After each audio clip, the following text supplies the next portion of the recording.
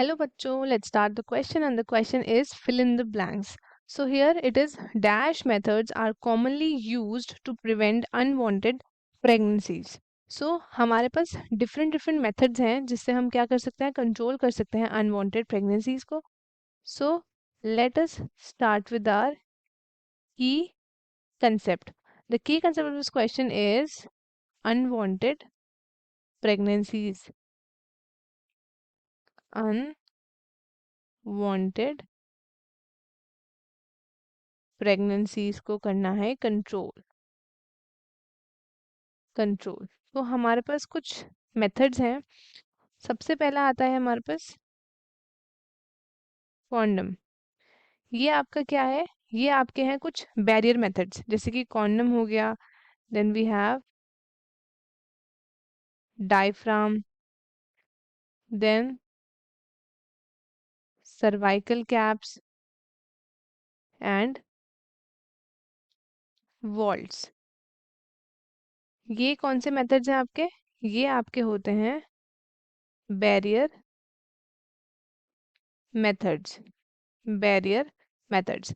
अगर हम बात करें about the condom, तो कॉन्डम आपके बैरियर मेथड्स हैं जो आपके मेड अप ऑफ होते हैं थिन रबर या फिर लेटेक्स शीट के, which is used to cover the penis in the male and vagina and cervix in the case of female just before the coitus so that ejaculated sperm आपकी female reproductive tract में entry ना ले ले.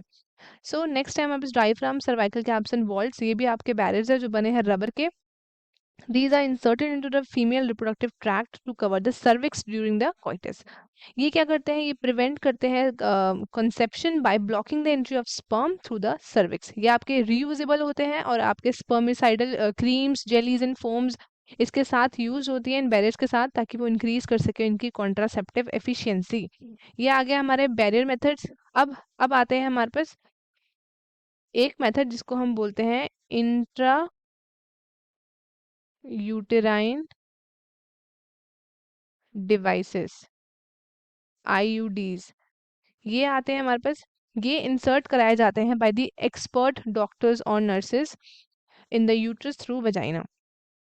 ये आपके क्या होते हैं, इनमें होते हैं आपके कॉपर रिलीजिंग IUDs जैसे कि फॉर एग्जांपल CUT हो गया आपका, कॉपर रिलीजिंग CUT हो गया. Then you have CU7 multi load 375. ये आपके क्या हैं, ये हैं आपके copper releasing IUDs. And hormone releasing IUDs कौन कौन से होते हैं, तो उसमें आता है हमारा प्रोजेस्टेसरेट, देन वी हैव LNG-20. तो जो IUDs है ये इंक्रीज करते हैं phagocytosis of sperms with in the uterus, and जो CU आयंस होते हैं रिलीज करते हैं, जो रिलीज हुआ जाता है वो सप्रेस कराते हैं स्पर्म की motility and fertilising capacity of the sperm. अब जो हार्मोन रिलीजिंग IUDs हैं वो आपके यूट्रस को अनसुटेबल बनाते हैं फॉर द इम्प्लांटेशन एंड जो सर्विक्स को हॉस्टाइल बनाते हैं फॉर द स्पर्म्स. सो ये हमारे पास हैं कुछ मेथड्स. अब आता है हमारे पास oral contraceptive pills. So next is pills. तो पिल्स आपको लेनी होती है daily for the period of 21 days starting with in the first 5 days of the menstrual cycle. अब आपने गैप दिया 7 दिनों का, मतलब ड्यूरिंग विच जब आपका मेंस्ट्रुएशन होता है, तो उसके बाद वो आपका रिपीटेड होता है in the same pattern till the female desires to prevent the conception. ये हमारे पास प्रॉपर है. अब कुछ एग्जांपल्स अगर हम पिल्स की बात करें तो वी हैव सहेली.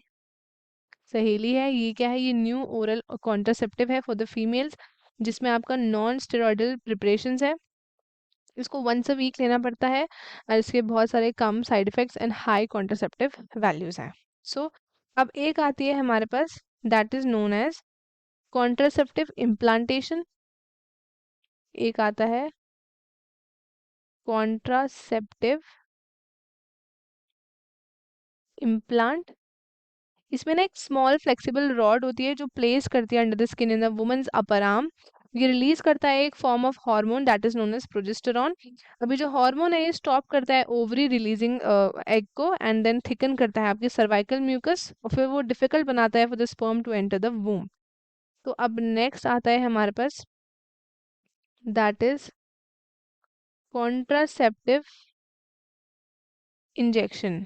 ये भी क्या है, अनवांटेड प्रेगनेंसीज को रोकता है। इंजेक्शन में एक synthetic version of hormone progesterone present होता है।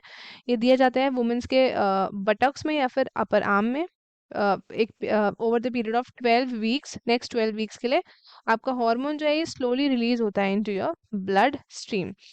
अब आता है हमारे पास next, that is sterilization. Sterilization, इसमें आते हैं आपके सर्जिकल मेथड्स। सर्जिकली आपका ये किया जाता है। एक आता है आपका vasectomy in the case of males and tubectomy in the case of females. तो ये हमारे पास कुछ मेथड्स थे for preventing the unwanted pregnancies. So students, I hope आपको ये क्वेश्चन अच्छे से समझ में आया होगा। All the best and thank you.